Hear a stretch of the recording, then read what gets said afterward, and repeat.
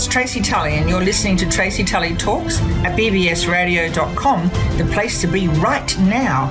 Streaming live with another 60 minutes of thought-provoking topics, sharing with you conversations that are relevant today, tomorrow, and in the future.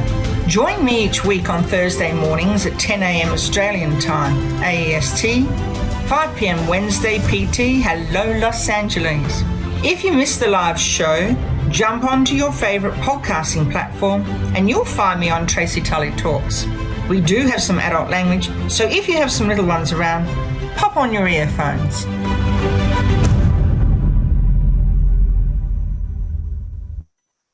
Hello and welcome to Tracy Tully Talks today here in Australia and also overseas, wherever you are. And welcome, California. Hello, Toni Lontis. Welcome again to Tracy Tully Talks. And what's the weather like in sunny Queensland at the Gold Coast? It's beautiful today. A bit windy though. We've had some really brisk wind. Other than that, it's good. Hubby's actually just gone for a paddle in the ocean. Excellent. Oh, lucky.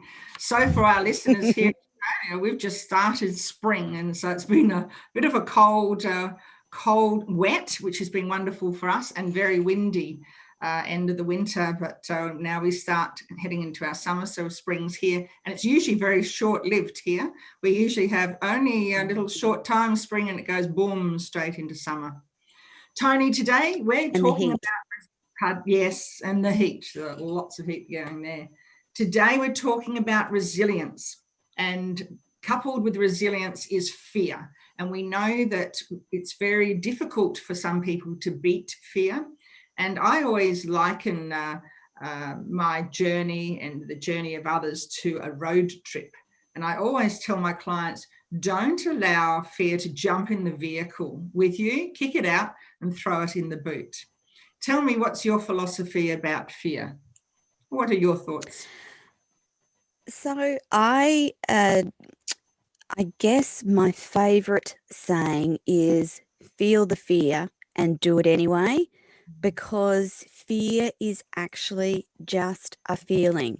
It's not something that's real and quantitative. It's just a feeling, and a feeling can't hurt you, kill you, maim you, or anything. So if you just acknowledge, okay, I'm feeling petrified, or I'm scared, or whatever words resonate with you, and just feel it, know that it's there, and then do. Like, the action of doing is something very powerful, and it relates back to our subject for today, resilience. And part of developing resilience is learning how to manage what is fear. And I know I've talked to you about this before, but when I first started doing live radio, I actually felt physically ill for the first 6 months every single time I got in front of that microphone. And that's just fear. Fear of what people are going to think, fear of who the hell do I think I am, that old Australian nugget and tall poppy syndrome. And the more I did it, the less the fear became and the better it is. Now, that's not saying I don't feel fear now. I still do, but it has no power over me whatsoever. That's really good to hear. And one of the big things with fear is that if we let it inside the vehicle with us, we won't release the handbrake. And this is about accepting. Correct. Yeah, accepting change is a big thing, isn't it? And I know that in my career, in education, 38 years in education, a lot of staff, and a very, very high number of staff, are reluctant to change, and they feel fear when new changes come on board. And it's all about really self-awareness, isn't it? Our beliefs and our assumptions are essential to our well-being. And for self-awareness, we need to be able to gain our confidence. And we have today a guest coming on very shortly, Yogita Ridgely, and that's one of her areas that she talks about. But while I'm waiting to bring Yogita on, if we can have a clear insight into our strengths, and our weaknesses and our personality and our emotions, we're starting to get on the road there to discovering ourselves. We've talked over the last couple of sessions on Tracy Tully Talks about self-awareness. And you mentioned to me earlier that when you turned 40, that was a big pivot time for you, a big watershed time in your life, where you discovered that self-awareness and confidence. So you stepped out of the fear, didn't you? Yeah. So much fear around the unknown, fear and shame. I often liken that fear is linked to shame in many cases, and for me it was intrinsically linked together. But the other thing is that fear is a leftover from our primitive minds, and it was there to stop us from being hurt. And in this modern age and day, we don't necessarily need it as much as we used to. And again, it's about recognizing it's just a feeling. It's not an actual presence. In most cases, it's not an actual physical, something's going to hurt or maim you. It's just a feeling. And to acknowledge it and go, this is not going to kill me. I'm going to do it anyway. And off you go. It's a good one, isn't it? And the action makes it better. Yeah. Yeah, and so if you've experienced failure and you've experienced discouragement, then you really are on the right track, aren't you, to finding your self-awareness and growing your resilience in life. And we learn from our mistakes, but we also learn from our successes. And it's so easy for people to concentrate on their mistakes and not see and bring to mind all the time their successes. And that's a big part of building your resilience, isn't it? It is, definitely. Because we are human, and by the fact that we are human, we're going to make mistakes. And that's part and parcel of being human. And I think that the more of us that show up and allow ourselves to be imperfect humans, the more common it will become, and we'll start to lose the perfectionist ideas that pervade our society at the moment. That's right. And that perfectionism really comes from, I believe, from the institutionalization of schools. And it comes back to the schooling system, where we have our assessment and we have the report card, and the report card gives you, an A to whatever, A to E usually. And what it does is it sets kids up for comparison. So they compare themselves with others instead of focusing on their achievement, their success, and where they can do better. And that's a big one, isn't it? Yeah, it is. It is. Yeah, I think so. We should be encouraging. Yeah. We should be encouraging people, and in particular children, that they are unique, and that they shouldn't compare themselves to anyone, because there's only one of them. That's right. That's really correct. And there's only one of these very special people who are our guests, and there's only one guest coming in today, and she's waiting in the wings there. And I'd like to introduce Yogita Ridgely to our listeners today. And Yogita is a very successful businesswoman, CEO and founder of Traveling with Me, Myself and I, which offers personal and business development services. And Yogita wears a few different hats. Hello, Yogita. How are you? Hi, thank you so much for having me, Tracy. Thank you for this opportunity. I'm super excited to share my story with you. And I have been listening to your beautiful insights on awareness and fear. And that is literally the ingredients that I discuss in my book. So super excited to be here. Thank you. That's right. So, I was just introducing you to our listeners, and I'll just quickly explain that Yogita wears a few different hats. So she's a solo travel specialist, a mindset strategist, an award-winning international speaker, author, and blogger with over a decade of solo traveling experience. And Yogita was featured by one of the Australian magazines as a female change maker, finalist of an Innovative Business Awards. She's also an advocate for mental health and well-being and dyslexia awareness. So Yogita, tell us a little bit about yourself. Well, you pretty much covered everything for me, Tracy. So those are the hats I wear, and that is the job I do, so to speak. But the core value of who I am and what I'm here for is literally to learn, grow, and to serve. So that's where I have now got to. From sharing my story, it helped me learn and grow. And from the next level from that growth was now to be able to go out there and empower everyone else that might be struggling with their limitations, so to speak. So that's me in a nutshell. Lovely. And we see the banner behind you, which is your book, Finding Me, Myself and I, A Journey to Loving Your Authentic Self. And there's a lot of great information in Yogita's book here. And I purchased it before, actually you gifted it to me, didn't you? Before I left to go to Egypt, and I read it on the plane. And I was really intrigued with this fabulous little book and all the information in it.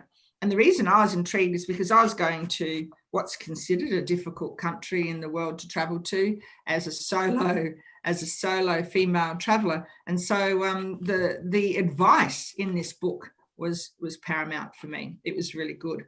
So Yogita's mission is to get every woman to play the role of me without mask or pretense. So that's really good, isn't it? You don't want people to have the imposter syndrome saying, I'm fine, everything's right. Yeah, absolutely. It goes a little bit deeper though, Tracy. What happens as a child? Normally we identify ourselves from what our parents tell us. So say, for example, if your mom always encouraged you and said you are an amazing dancer, you identify yourself as at very early age that you are very good at dancing.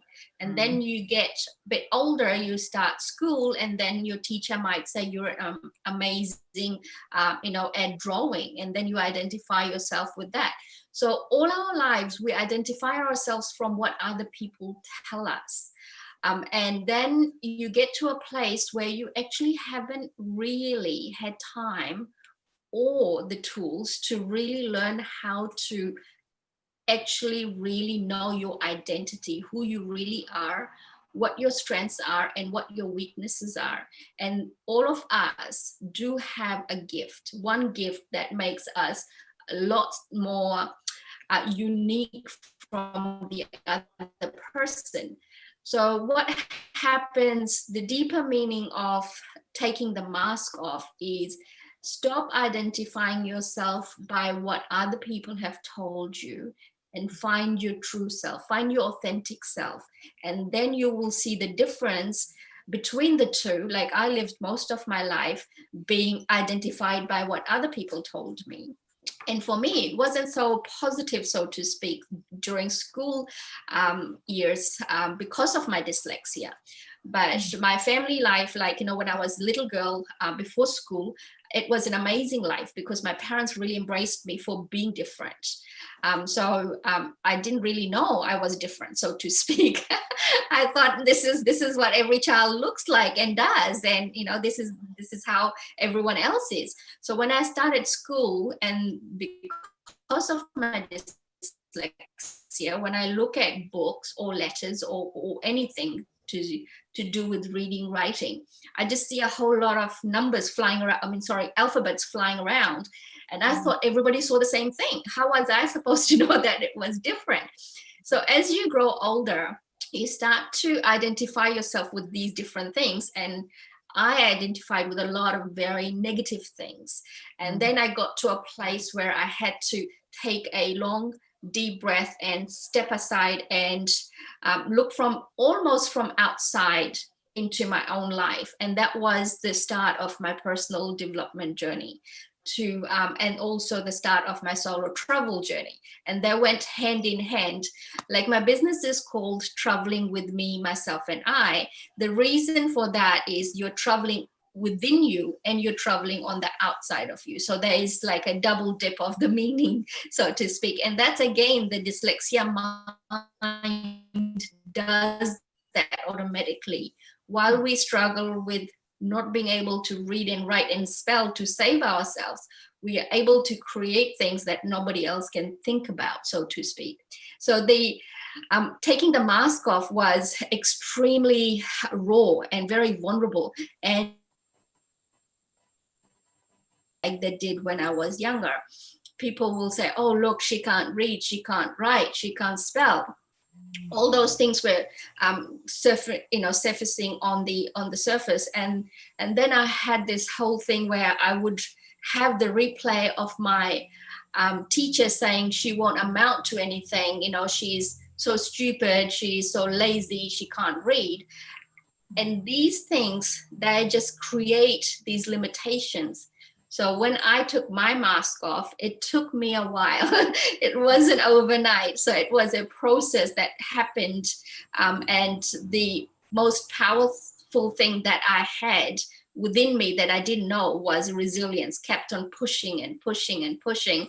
I wasn't going to give up, doesn't matter what, because I had found something that I now valued and identified myself, that I am all this, not what everybody else told me. So that's the deeper meaning of not being fake, so to speak. Yeah. It's interesting, very interesting point that you mentioned there. And for our listeners, I wonder how many people have experienced the same that Yogita's talking about.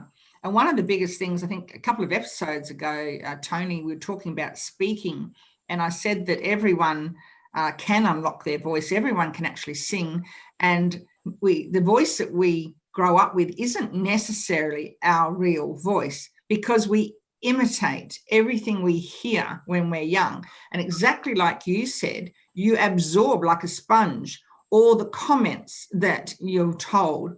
Just prior to you coming on, Toni and I were talking about self-awareness, and I was talking about students' assessment cards. So the report card in Australia, I'm not sure what it's called over in America or overseas, but the report card comes home a couple of times a year, and too often not, it's got nothing on it other than a cut and paste sentence on it about the students. So that's what they identify with. And if a student keeps seeing a negative report card come home year in, year out, they actually believe that that's what they are. And that is the problem. And that's what I'm hearing you say, that with your dyslexia, you absorbed the feelings and reactions and behaviors of people trying to understand and not having that ability to understand dyslexia. With dyslexia, what sort of suggestions would you provide that schools could do to help students with dyslexia? The first thing is, if any child is struggling with reading, writing, and spelling is the main thing. Spelling is the key sign that we are struggling, and it is dyslexia, because it doesn't matter how many, like I have a photographic memory, and you would think that if you have that memory, you should be able to memorize the spelling words, like the words. Which is what we end up doing. We end up actually literally memorizing them because we can't spell them by sounding it out. So with schools, the first thing is the child needs support at home, because at home, the parents will pick this up way before the kid will actually start school. So getting the diagnosis done early is really the key. And then when your child, if you haven't been able to diagnose and they're struggling at school, diagnose them there. And then the teachers, to be able to it's not just dyslexia, pretty much any challenge that a child has at school, the teachers should be able to embrace their strengths and not so much concentrate on their weaknesses, because the ones who are able to read, write, and spell perfectly, they're normally the ones who follow the norm, they follow the crowd, they follow the ones who don't, they're normally the ones who stand out, and normally the ones who actually have quite a lot of innovative ideas. There are quite a lot of leadership skills in them, and they're quite a lot of like public speaking, because they can't read, write, they're able to speak well, they're able to tell stories, they're like really good at storytelling or at comedy, because that's one of the other ways that we actually mask our what we call weaknesses. That, you know, we are funny people, like we are funny at school, we love to be the funny at parties and so forth. So when you're at school, and I hear this again and again now as an adult, that teachers say there are too many different kids in the class, how am I able to look after them all? But with the day and age we live in and the technology we have and everything else, school system hasn't changed. It hasn't changed to embrace the growth and the development in everything. So my advice for any parents that has got kids who are struggling is take on the role on yourself to help your child, and then help the school understand your child's needs, because what's happening is the children at school are just getting stuck in this system, and then they get to a place where they end up really hating the education system, because one, they feel like they're not as good as everybody else in there, because they are, like you said, they are actually evaluated by the report card, and their value is just that piece of paper saying C for English and C for whatever spelling, and it doesn't matter if they might get A for math and A for science. That's what kind of like I was getting, but that C stands out more, because we kind of like concentrate on everything that's wrong with us instead of everything that's right with us. So this is where the school can actually embrace that the difference, and really help the kids to more concentrate more on their strengths, and then keep on managing their weaknesses. So if somebody said to me, hey, look, don't try to sound it out, just memorize it, because you have the skill to memorize things, just memorize it. So I would have been so much better off, but then I was trying to learn to sound it out like the teacher taught us. She said, this is the only way you will learn how to spell, sound it out. But the sounds just go all over the place in my head, they make no sense. So yeah. It's interesting, isn't it? Because my 38-year career in education, it was an area that everyone struggled with, an area that no one had any training at uni with. And of course, everyone's labelled. So students with learning difficulties, SLD, they're labelled. And from the moment they're labelled, the sad part is that that's a stigma that sticks with them for life, because they've been labelled, and they'll go to this room for this course, or they'll go to this teacher aid for this work. And that things really need to change around that. The labelling doesn't need to occur, because every single student needs an education plan that it's adapted for their uniqueness. And that's what Toni and I were talking about earlier before you arrived, that every single person's unique. So every single person's got something different happening to them. And as teachers, we can do that. We can actually very, very easily adapt how we teach and work in a classroom, because we don't have a lot of kids in our classrooms, really. They're relatively small numbers. But as a system and as an organisation, we do need to do something about that. Now, I should probably get smacked for saying that, because some classes are way too big and shouldn't be, but they are because of staffing. So I'm just intrigued about your book, and obviously, you and I have had a lot of conversations about your book. On page 93, for our listeners, Yogita talks about self-awareness and the thought processes around that. And she said that she started on a journey where she had to go back to start and rewire her brain and it took her a while to realize her own worth. And this was a big journey for you. Toni earlier talked to us about the same thing when she hit 40. Tell us about that journey to rewire your brain and how you did that. That is an amazing question. To go back to the very beginning, I kept on trying to improve myself to fit in. And I tried to keep on doing, like, self-help books, self-help courses, and so forth and so forth, till I got to a place where I actually watched a movie. And in the movie, it is a Bollywood movie, so to speak. So in the movie, it literally was like one of those light bulb moments. And then I started to seek out someone that could be my teacher, like my guidance or my mentor or my guru, so to speak. So I found this amazing place that in India. And basically, this guy literally said, to rewire, you have to delete everything that you already know. And you have to start from a clean slate. You cannot, and I repeat, you cannot fill the cup that's already full. There's no space for anything new in there. So if it is full of all your negativity, if it's full of all your limitations, all your fear, and all your, I'm not good enough, I'm not smart enough, I'm dumb, all those things that echoes in your head through your childhood and, school life and so forth, the cup is already full. So what I had to do, and this made so much sense, the second he said it just went like, yes, that's what I have to do. But to delete, like, there's no simple button like on the computer, you just hit delete and the thing's gone. Our mind is actually a very complicated and an amazing tool. So I needed to learn how to use it, to delete first and then rewire everything. And the rewiring then was to serve me, and to serve me for the better of why I'm here, what is my purpose, what am I supposed to be doing, what is it that I can do to keep growing and keep serving everybody else in the world. So it wasn't just about me, it was about doing good, and that going back to my roots.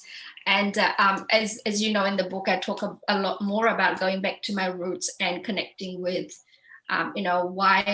why I was born with dyslexia, why I was born in an Indian family, and why do I look like this, and why do I have all these beliefs and all these values and so forth. So yeah, so the journey was very interesting, and I'm so glad that I took that first step.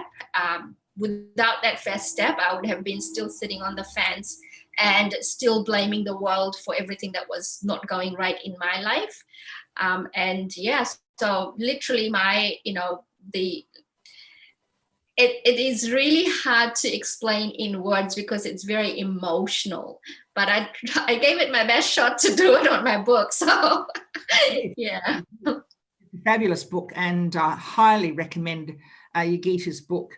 And I read that on the plane heading over to Egypt, and I just kept referring to it the whole trip, the whole time I was in Egypt for 2 weeks, traveling around, speaking to business people, and plus some sightseeing, etc., and negotiating alliances with business. And it kept resonating with me, this book, because it kept taking me back to exactly what you're saying.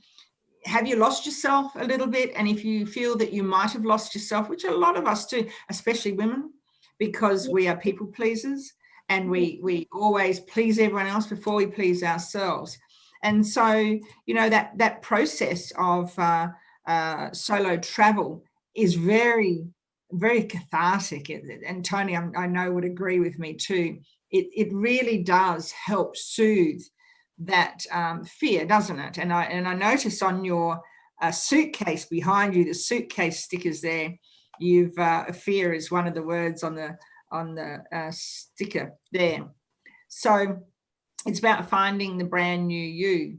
I wonder, Yogita, if you can tell us a little bit about your best solo travel experience. And yeah. Sorry, I missed the last bit of your question. I don't really know exactly what happened with my internet. Yeah, that's all right. It just froze, and we're all having that problem, I'm sure, everywhere in the world. Can you tell me a little bit about the most enjoyable solo travel experience that helped you really find yourself? Yeah, so solo travel experience, like I meet quite a lot of women through my work who come to me and say, hey, I want to go on a solo travel experience or do a solo travel journey. And when I first started, it was literally just going somewhere and doing things like sightseeing, like you're on a holiday, but you're alone. With that process, it came to a space where people normally, when they are solo traveling, they need company. So they start to really make friends with other people, which is amazing, don't take me wrong, but it defeats the purpose of why you are alone. So what I started to do, and this was the most joyful moment for me, was literally go and I did Europe because I love Europe. Europe is one of my favorite places to visit. And I just went with just a flight there and back, and a booking for a accommodation to when I arrived, so to speak. And the rest was open. So just go with where my heart takes you.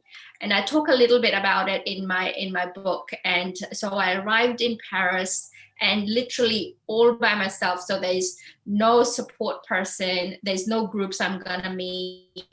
There is no friends I'm gonna meet. There's like, the whole rule was don't make friends on this journey. You are going to make friend with yourself. Like, you really are going to, now this is going to really step out of your comfort zone, you know. So I did, and I made quite a lot of mess of things, you know, taking wrong trains and paying wrong bill and getting on the wrong cabin. And I literally got on the first class cabin on a economy class ticket. And the guy who was checking, he just shook his head and he just went like, oh my God, you know, in his French, like I could understand a little bit of French, but I couldn't speak that well at the time. So I just went like, I'm so sorry, I don't even have any more money to upgrade, you know. And he's just like, okay, just go. Like he was just shaking his head, like, just go, just leave. But those are the moments that just started to now feel like, oh, I can make mistakes and it's okay. You know, you can be yelled by people and it's okay. It is, you know, it is life. This is highs and lows of everything.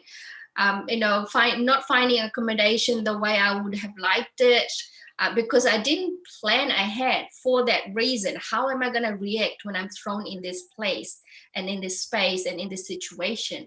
So when I arrived there, at least I knew that, you know, there would be somewhere I could stay, but I didn't know that there was a festival on. So I got there, everything was booked out. And this poor lady in her really bad English and me in her really, my really bad French, we tried to figure out how to solve the problem. And by the time I got to the hotel, dragging my really heavy suitcase, that's why I always say, don't pack so heavy, because this is from my own experience. You know, training, you know, carrying it down the stairs to the train station, up the stairs, and so forth and so forth. So that was literally myself learning how to be me and how to love me, and how I would react to situations that are not already mapped out. So the reason for that is, you know, we all talk about goal setting and making plans and making, you know, future, everything is mapped out. And we have been taught this ever since we're young. The idea of that is amazing, but the truth is whatever is going to happen is going to happen. Doesn't matter what your plans are. And perfect example right now with COVID, so many things are now unplanned, and you have to find that flexibility. You have to find that space where you are going to have to come up with different ideas, because the universe has a different idea for you, whether you like it or not, it does. So my learnings were that journey, from that journey, so to speak, is now have a plan, like you have a goal, like I have lots of goals, but those goals are not set in how I'm going to get there. I might take a straight road, I might take a detour, I might take, whichever way I get there, as long as I'm getting towards my goal, I'm very happy with it. So yeah, so that was like, a moment in time that I'm so glad I did it. When I was leaving, every one of my family, my sisters, my daughters, they all just said, are you all right? Like, have you just lost it? you don't really know what you're going to do after 3 days in Paris. That's all the accommodation I booked. I says, yeah, no, I'll let you know where I am. Don't worry about me, But yeah, that is literally you just being you. And we, like Tracy said, we don't allow ourselves to have that space. We, as mothers, as wives, as as daughters, as friends, we take care of everybody else, but we don't take care of ourselves. And when we throw ourselves in this solo travel space where you actually have got don't do this unless and until you have quite a lot of experience. So please don't say, you just said go do this and you get yourself into trouble. You do need a lot more guidance before you can go and do this. So I would have been traveling alone with groups and people I know in places, so to speak, for a good 3 years before I did that. So yeah. It's great, and you're the person to go to. Now, you have a great clarity checklist that I read in your book, and it helps you to create understanding about your self-awareness, and you can really activate your dreams through that. Would you mind sharing that with our listeners today, your clarity checklist? Yeah, absolutely. So it's 5 points, so to speak. This is literally what I live by. This is like my mantra to myself. I have to, I do this every year. So I go through the whole process of who is in my life that is adding value to me and who is in my life that is toxic. So one of the very first things in my list is, number 1, remove all the negative people or the toxic people from your life. And it's extremely important. Doesn't matter what happens in today's society, is people keep having these toxic people, thinking that these people will give them opportunities, especially in business sense, give them more exposure and this and that and the other. But at the end of the day, these people are only there to look after themselves. They're not going to do anything for you. All you have to do is things for yourself. So toxic people have to go. It is extremely important. Number two, I lost count. Number 2 is let go of everything that you make excuses for. So, like, I can't do this because a lot of women I talk to, they say, oh, I can't go on solo travel or any travel, so to speak, or I can't do videos or lives or so forth and so forth till I lose 10 kgs. It's like, why is your identity identified with how many kgs you are? Or till I get a haircut, or till I lose that pimple, or till I get that much money, or there's always an excuse. So lose the excuse. If you really want to progress and grow and learn, you have to stop making excuses, because excuses are holding you back. And number 3 is anxiety. So anxiety is the fear of future. And this is what I was trying to tell in my story before, when I went on to do this tour or trip, so to speak, without planning. If you learn how to embrace tomorrow for whatever it throws at you, it doesn't matter, you are going to be absolutely fine. But if you are training your mind to constantly plan everything that's going to happen tomorrow, you're always going to struggle with anxiety. And anxiety is literally as worse as fear. So it is fear. It is the fear of future. What's going to happen next? Fear of uncertainty, fear of anything that's unpredictable. So, you know, COVID is really testing everybody's anxiety right now. And, you know, I got tested for this when I was very, very young. What's going to happen tomorrow? I had refused to go into the English class. I didn't know what's going to happen next. So, you know, that was ingrained in me. So I had to really delete that and start new. So now what I preach, and anybody who would hear me, I keep on saying this, just let go of anxiety. Don't worry about tomorrow. Tomorrow hasn't even come yet. And you're ruining your today because you're so worried about tomorrow. And number 4, I talk about this, every woman will relate to. Stop pleasing people. Just stop. Everybody that is going to like you already likes you. And everybody that's going to hate you, they already hate you. It doesn't matter what you do. You're not going to impress everybody. And then you will have a whole lot of people who just be jealous, a whole lot of people who just be competing with you. It doesn't matter. All you need to know is that you are pleasing yourself, and that's it. And this is, again, I repeat with my, you know, coaching classes and my retreats. Pleasing yourself doesn't mean you're selfish. No. It has to come from a very unselfish place. I do meet quite a lot of women who become very selfish. And again, that is a different level of limitations, very lower self-esteem when they become very selfish.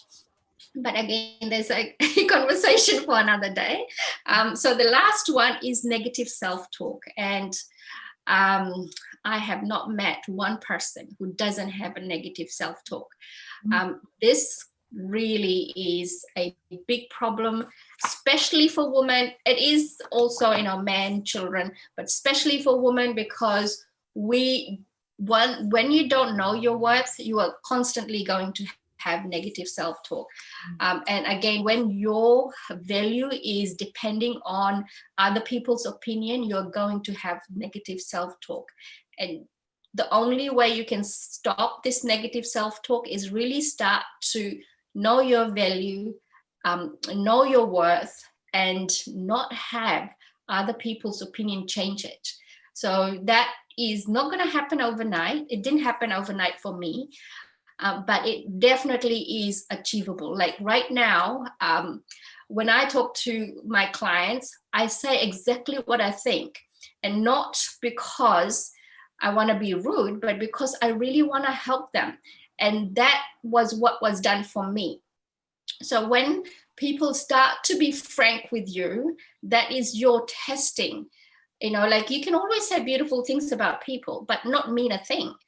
And that is worse than saying something nasty to your face, because you can then go and deal with it.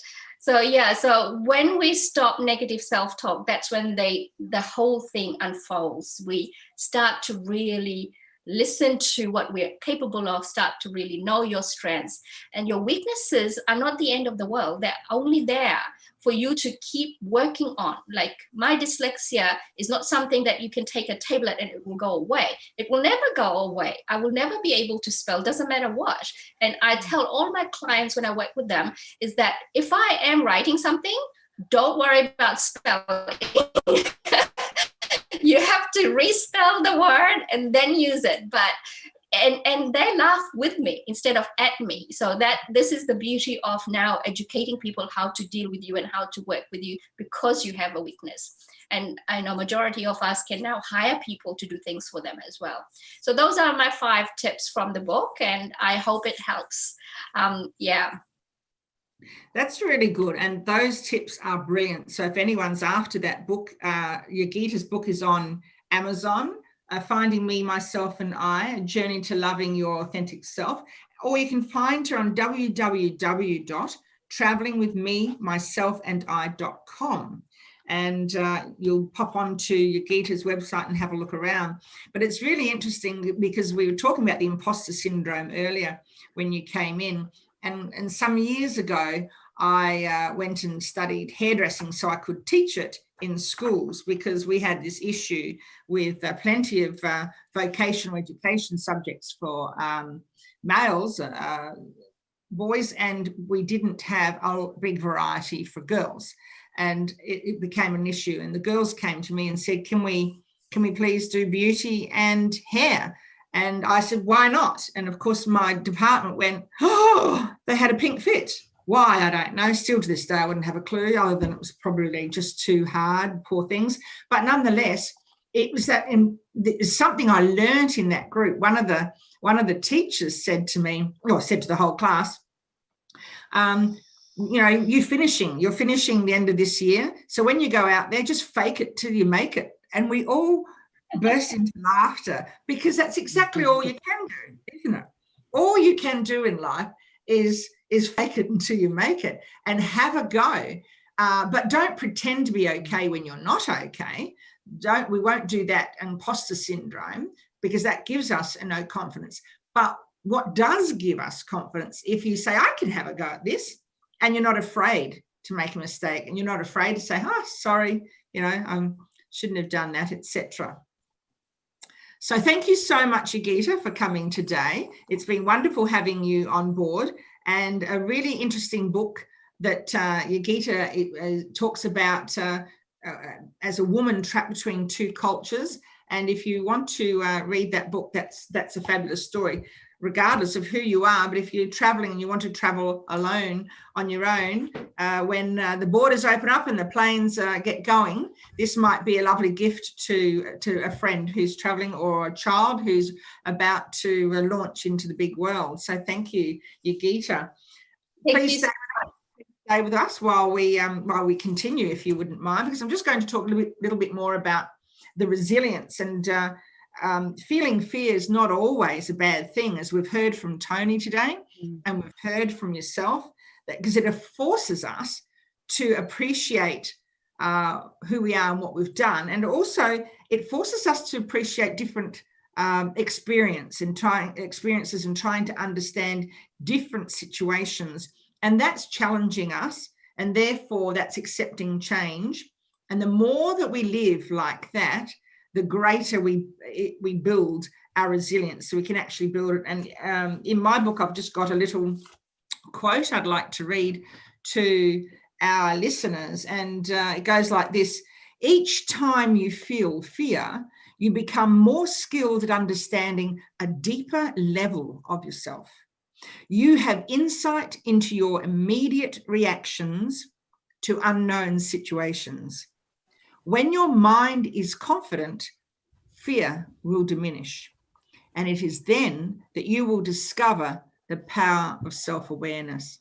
And for me, I summed up a whole chapter with that quote in my book, Fearless. And it serves me well today, because I went through a period of about a decade when I didn't have any self-confidence at all. So yeah, I'm just going to have a quick chat here. Sorry, to TJ. So I'm just going to keep going there, Gita, but please stay with us.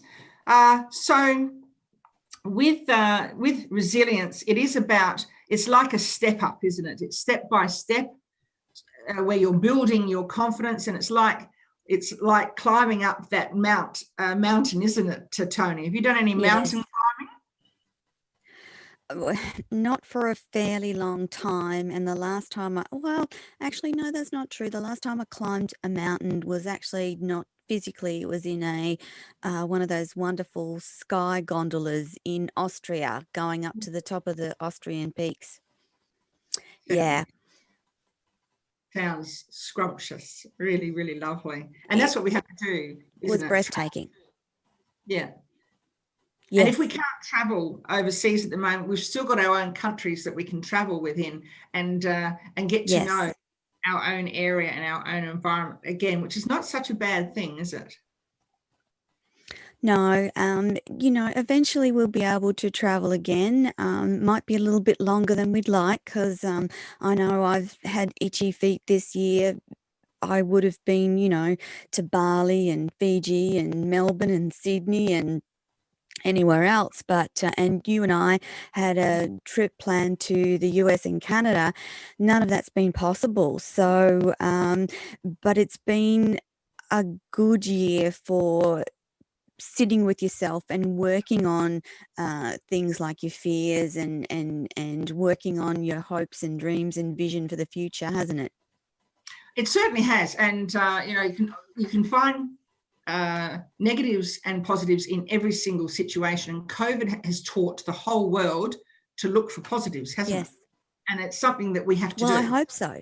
Yeah, yeah, and it's something we needed to do. We really needed to do it. You could almost feel. I know before I left for Egypt in March, I had this sense that things weren't going to be good, and as you do. We all did. The world seemed to be running so fast. Everything was so fast. Every time I drove on a road, and I'm a long haul driver, every time I saw a major accident, a major tragedy, every single time. And it started getting to the point that we all needed a break. And and we got to sort this out. And the world's had many of those breaks before. You know, the Spanish influenza and world wars, etc. We've had all those breaks before. So what we need to do is build up our resilience. I would like to just read for our listeners as well what I call a heroic prose that I wrote, and it's in the front of my book. So my book, I don't know if anyone has heard before, but it's called Fearless, Buckle Up, Build Resilience. So that book is a little beauty because it actually has a lot of information about it to help you if you do feel anxiety or fear or lack of confidence or self-awareness. But many years ago, I read a heroic prose called Man in the Arena. And I don't know if you've heard. Yeah, Brene Brown. It's one of my inspirational quotes. It's very, very inspirational. So Theodore Roosevelt, who was a US president on the 23rd of April 1910, wrote Man in the Arena. And I often read it and I just loved it. But I came to a point one day when I was writing my book that I was looking for heroic prose written by women without being sexist, but were written by women, because this was in 1910 that Theodore Roosevelt wrote it. And I decided I really couldn't find much, so I decided I'd do one myself and do it because my book's a bit of a legacy for our children. So I thought, I'm going to have a go. So I'm going to read that today. And this was inspired by Man in the Arena. And my heroic prose is called She Rises from the Fire. It's not the words of man that count. It's the words of women too. Not those who deceive and delight in the failure of others, never experiencing triumph or defeat. The praise belongs to the woman who fights the fire, rising burnt and scarred, refusing to fear her critics. The one who navigates floods, cliffs, and roadblocks, facing corrupt, masked highwaymen at gunpoint. The woman who watches when they cut the rope of safety, smiling smugly as she plunges into the abyss. The tribute, in fact, belongs to the woman who feels the terror and trepidation of what's invisible around the corner, who suffers the pain when she gets it wrong, but has the strength to pursue because without effort there is no failure. She is the one who stands strong in turbulence, who struggles unaided making mistakes, who bravely travels alone. They are the fake ones, unmotivated, dishonest, claiming their glory from those with passion who do good deeds and have experienced the victory of great achievement. For she fears less and dares to challenge them all. Wow, I love writing that, and I love reading it still. I really do love reading it still. And we're running out of time almost, Toni, and I'm watching the clock. So just very quickly, we had some quiz questions last week. What does HE stand for the periodic table? And it's helium, hydrogen, helium, lithium, Ah. helium, boron, carbon, nitrogen, oxygen, goes on. And the 4 ingredients to make a cosmopolitan cocktail: fresh lime juice, vodka, cranberry juice, and Cointreau. You might like to make yourself one of those. So to everyone, next week, who will I be inviting onto the show next week? We've got the wonderful Michelle Dewsbury and Denise Whaling, and both are California ladies. And I met these ladies early in the year in Egypt, and we forged a very special partnership and alliance there. And we want to talk about it together. And it's called the Student Economic Forum. So that's what we're talking about next week on Thursday. So thanks for listening to another 60 minutes of inspiring talking points on Tracy Tully Talks, brought to you by bbsradio.com. Tune in every Thursday morning at 10 a.m. Australian time, AEST, 5 p.m. PT time in America. Contact me via my website at www.bbsradio.com/Tracy Tully Talks, no E's. Scroll down to the bottom of the page and leave a message for me. If you're interested in lifting the profile, presence, and profit of your business, we have affordable sponsorship opportunities available to you. So right now, everyone, until next Thursday, it's goodbye from me and Toni. Thanks, Tracy. And Yagita. Thanks for listening to another 60 minutes of inspiring talking points on Tracy Tully Talks, brought to you by bbsradio.com. Tune in every Thursday morning at 10 a.m. Australian time, AEST, and 5 p.m. PT time in America. Leave me a message on my website at www.bbsradio.com/Tracy Tully Talks. If you're interested in lifting the profile, presence, and profit of your business, sponsorship opportunities are available. Until next Thursday, it's goodbye from me.